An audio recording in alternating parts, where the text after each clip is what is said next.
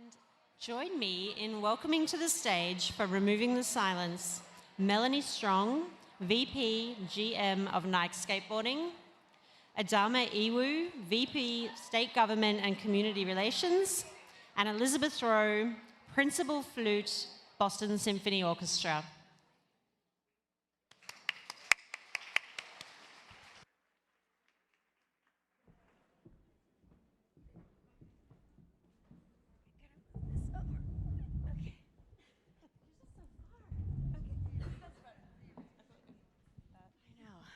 Hi, guys.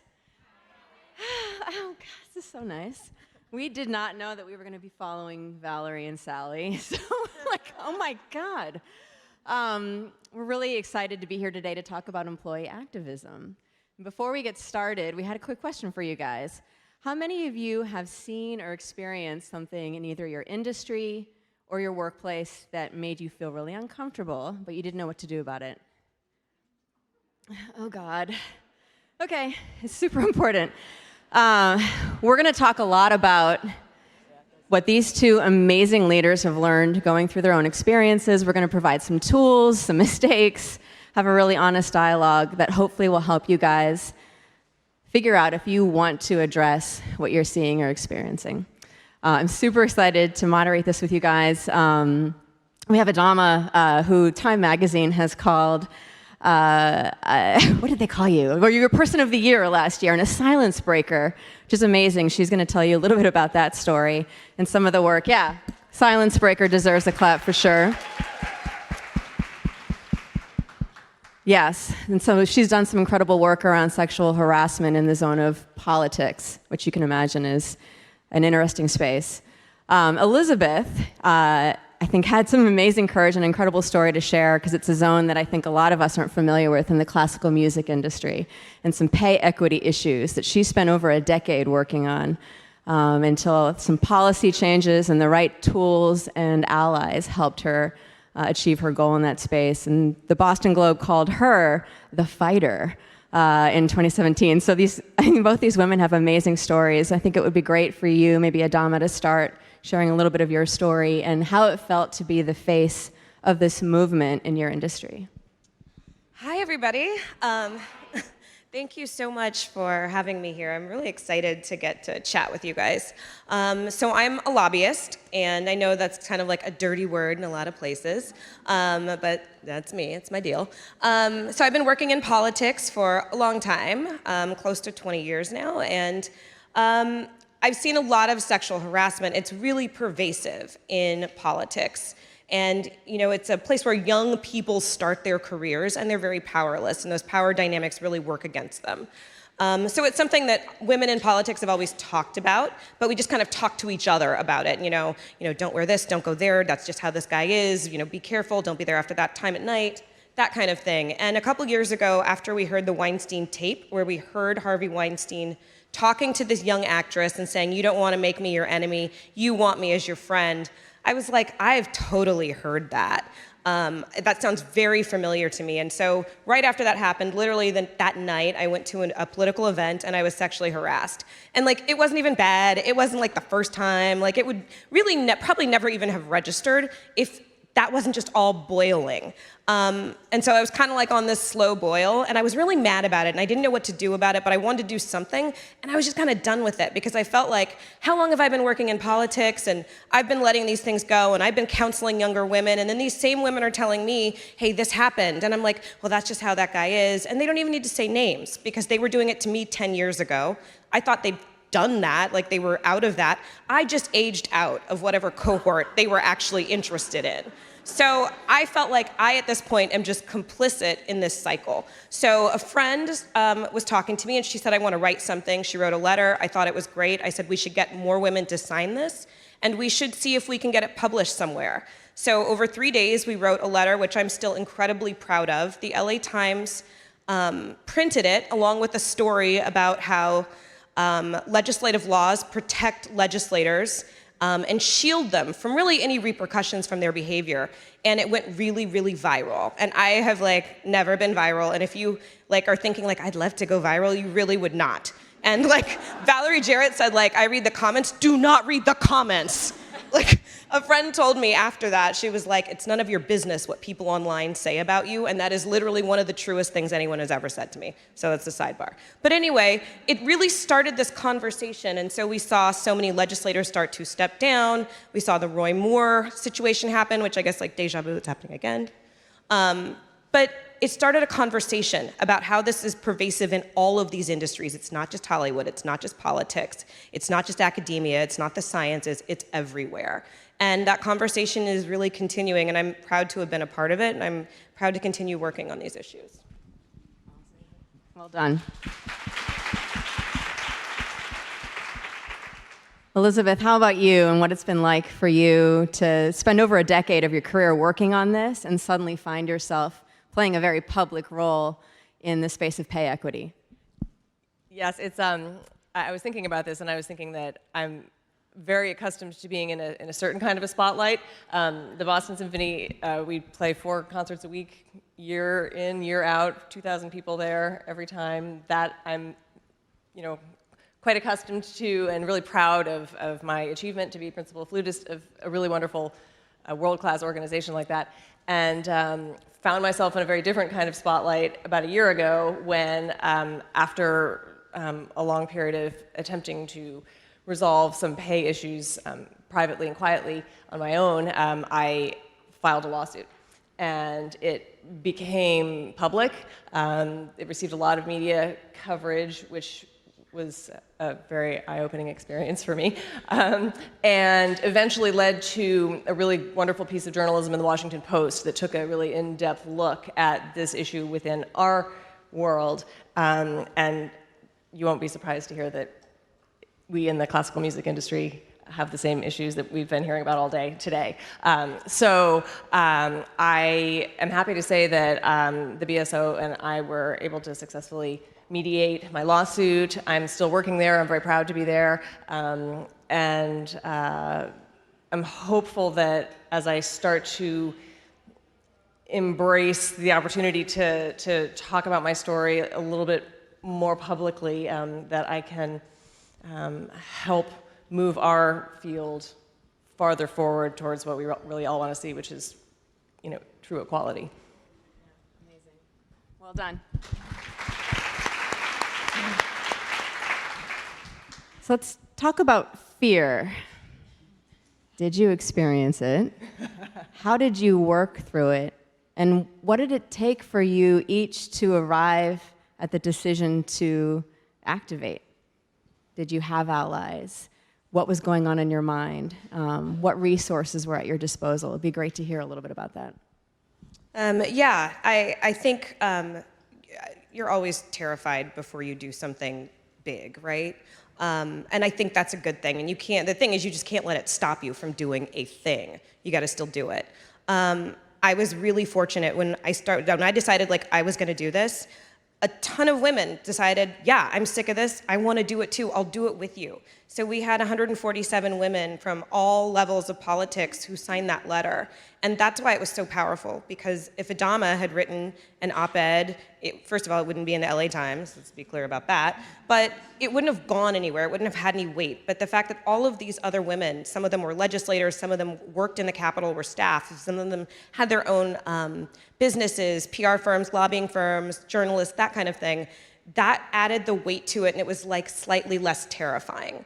I didn't know if I would get fired for doing this. The California State Legislature is my biggest client, essentially. I'm a state lobbyist. So for me to tell them, I am sick of this, I have all these women with me, we're all sick of it, that was a big deal. It was a big slap in the face. And I'm very fortunate that my company really stood by me from the very beginning on that, because they could have easily said, shh.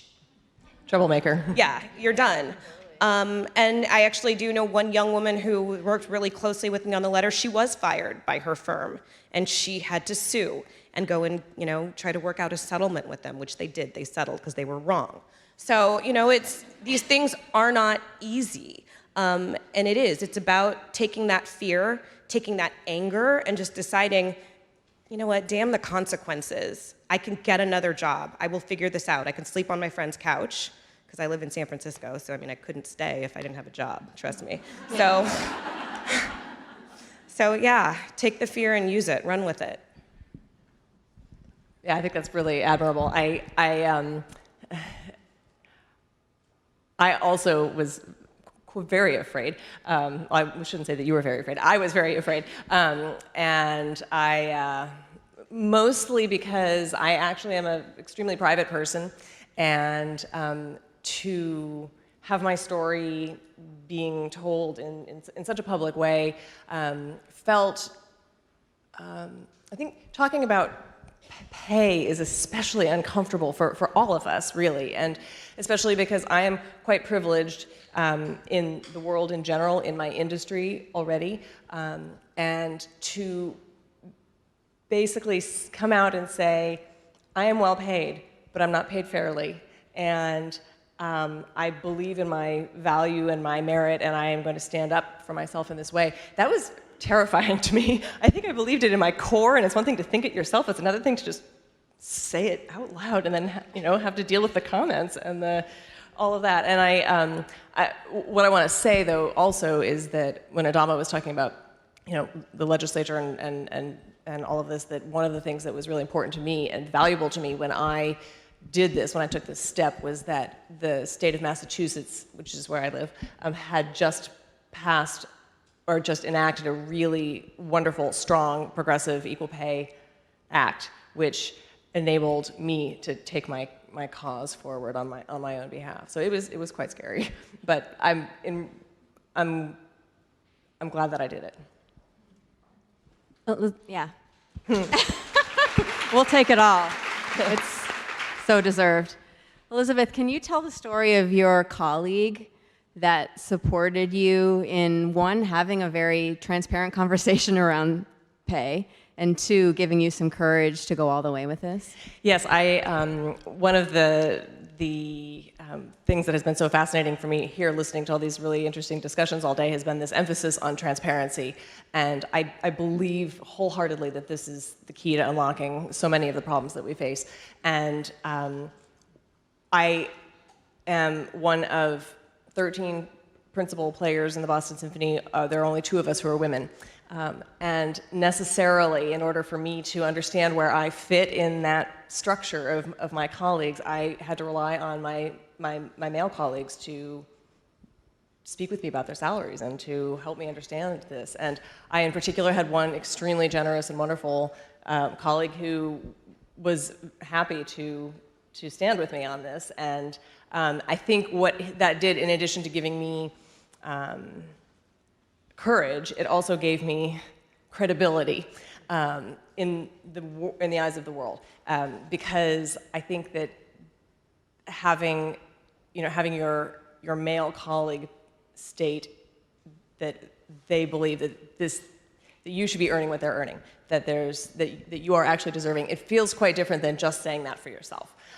And because we had spoken freely about our compensation and we knew the facts, we both could really understand what we were looking at.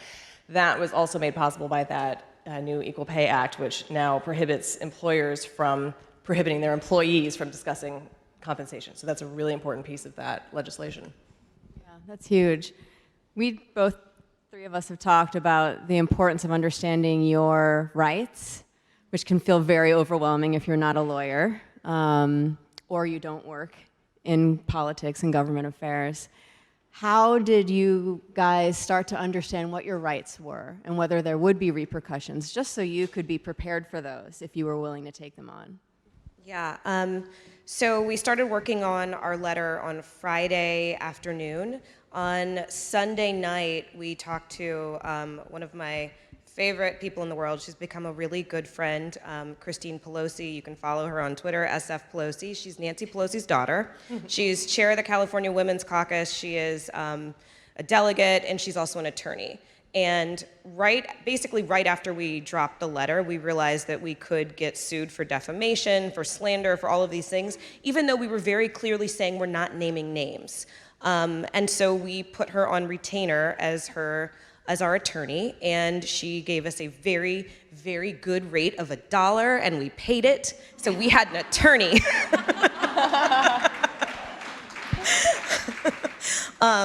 So that's really important because I know a lot about laws. I do. I know a lot of stuff.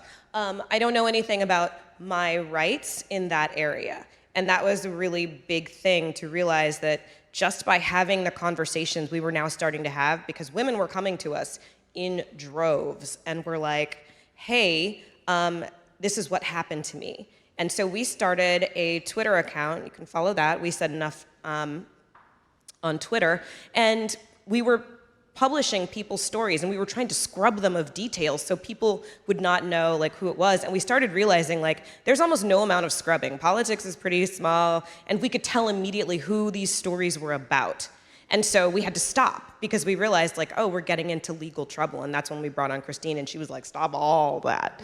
So you do have to know your rights. That is so critical. And I will say, if you want to do something, if you're like, this has happened to me, I have been abused, assaulted, not paid equally, any of these things, 2 things I'll tell you. Get trauma counseling, because that is so real. The trauma is so real. Having to recount this is so real. And you might not be ready, you might think you are, and you might not be ready to sit in front of a group of people and then have to disclose or be deposed about what happened to you.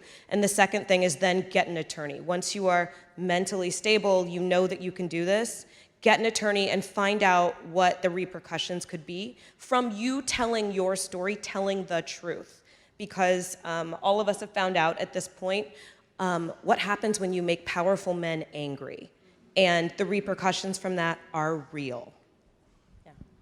And I'd also like to add that I think for all of us in the room, the idea of equality seems self-evident. It seems like we just get it. Of course, 2 people doing the same job earn the same money. Something like that, it seems really quite obvious, but the way the world works is not quite so obvious, and actually the way the legal system works isn't so obvious. And it was really eye-opening for me to get a huge education in equal pay law, both in my own state and at a federal level, to understand what the opportunities are, what the issues are in those laws that are causing so many of us to still not be able to achieve this outcome for ourselves. And this advice about consulting an attorney, I have to wholeheartedly second that. Both to protect yourself, but also really to get educated and to learn, and to know what your rights are. And your rights aren't necessarily as broad as you might wish they were, or you might hope that they are. Yeah, and I think what you guys have learned too is that even if you don't have an attorney or can't afford one, chances are you know one in your network. And most attorneys, just to say this, most attorneys will give you a consultation for free. Yeah. If someone tells you they charge for a consultation, walk out of there. But most attorneys will give you a consultation for free. And their job is also to tell you if you have a good case, right? And if this is, or if the actions that you're considering taking are worth defending, essentially, in a legal setting. Yep, that's good advice. So it's been about a year, actually, for both of you since your stories have really gone public. How has it felt to sort of be a representative of your respective movements? You both have embraced it. Was that what you thought you were going to do? Were you hoping to close that chapter and move on with your careers? How has this last year felt for you both? Maybe Elizabeth. It's been really, I've startled myself a number of times this year because when my legal situation resolved and I could breathe again for a minute, I thought, I'm going to take the first chance I get, I'm going to take a vacation and just rest.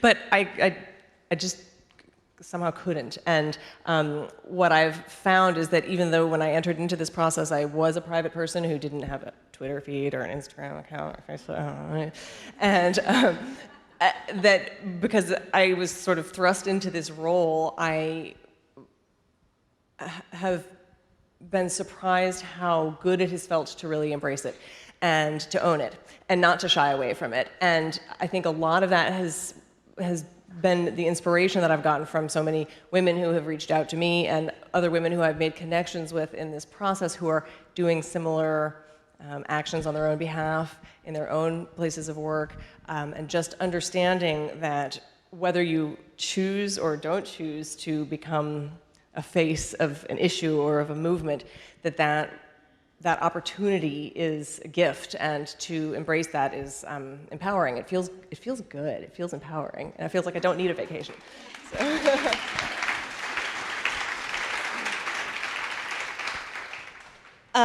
So I actually just thought that we would publish this letter and that some of the bad behavior in politics would just kind of settle down. I thought it would be like a shot across the bow. People would chill out. I was not expecting like anything else that happened after that. And I kind of joke that I am like the least activist. I never wanted to do any of this, frankly. I just wanted to be able to stop giving women what I felt like was just crappy advice, like, you know, don't be there after 7 p.m. The hell kind of advice is that? Like, we've got these jobs that are almost 24/7. You got to be where legislators are to get your job done. So, like, I was just tired of passing on advice like that and being part of the issue.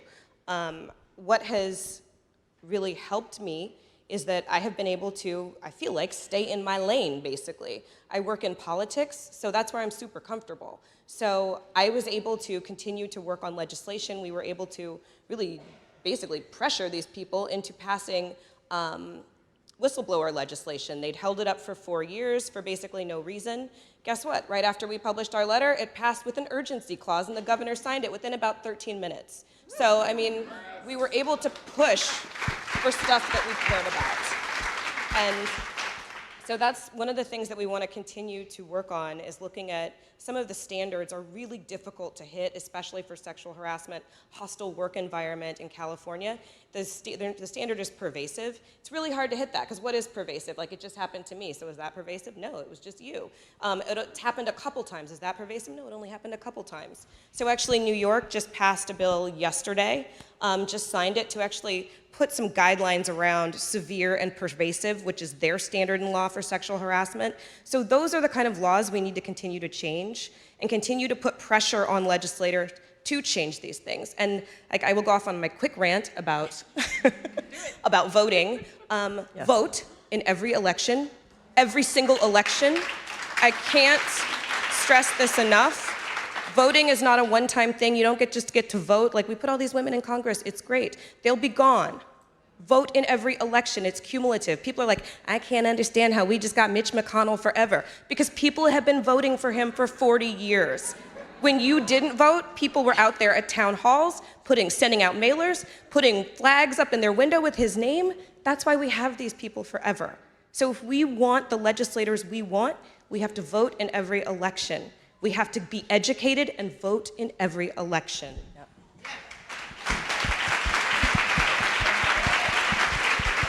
And to add to that, you know who else we also have for life? Our judges.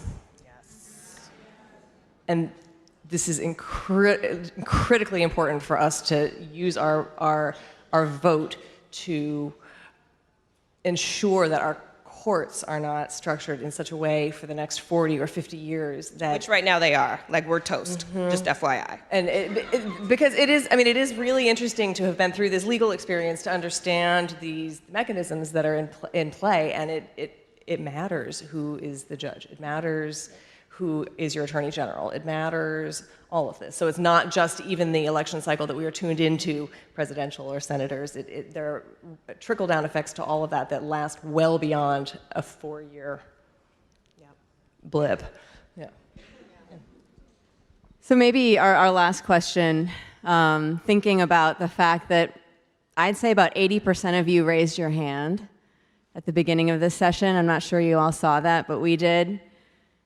So whether you decide to take this on in your environment, whether it's something you're experiencing or something you're seeing, do you have any advice for those people in the room as they explore what feels right for them? Because there is no pressure to some degree, because it is a burden. Personally, professionally, you put yourselves both at risk in tackling this as publicly as you did. Do you have any advice for the folks in the room about how to go through that process and decide what's right for them? Yeah, find your people. Talk to your people. There is so much about all of these issues that counts on you feeling isolated, you feeling shame and internalizing that and deciding like, well, maybe I shouldn't, my shirt was low cut, or, you know, whatever. There's all these things, and then we internalize the shame because we don't bring whoever did this into the equation, so you put it all on you. And Start talking to people. If there is something going on, if it's at your workplace, wherever it is, get a small group of people who are thoughtful, who can actually talk through these issues with them, put them on paper so that you can have a conversation about it, and lay those out for whoever the proper, person at the company is. Find people that you can trust to have these conversations with. I feel very strongly, and look, I'm not saying this works 100% of the time. You can't always change your company. You can't always change culture, but you definitely can't if you never try. So you have to start putting these things together and deciding, this is my company, this is where I work, I want things different here. That's really the only way to change things. Yeah, that's really well put. And I think to just add on to that, this idea about really being open with each other and talking freely about our experiences, our paychecks, everything about our environment, and will help us. I mean, it's such a cliche to say we are stronger together. I mean, of course we are, and we all know that. But I think when it comes right down to having those really honest, uncomfortable conversations with each other, we often shy away from that because we are private. We like our privacy. We don't necessarily want to tell everybody what's in our paycheck. All of these things are personal and they're uncomfortable. But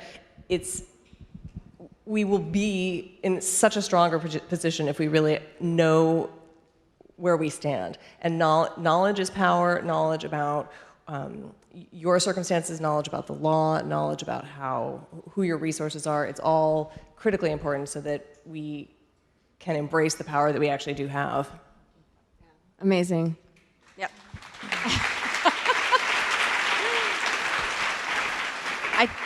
I think what's so cool about both Elizabeth and Adama's story, as different as their industries are, the learnings, the experiences, some of the mistakes, but then ultimately the tools that you took out of the experience that hopefully we can pass along to all of you, because it is going to take some time. We talked at lunch about how I think they expected to see more progress. I think Sally mentioned this last night as well, for those of you who are at the reception.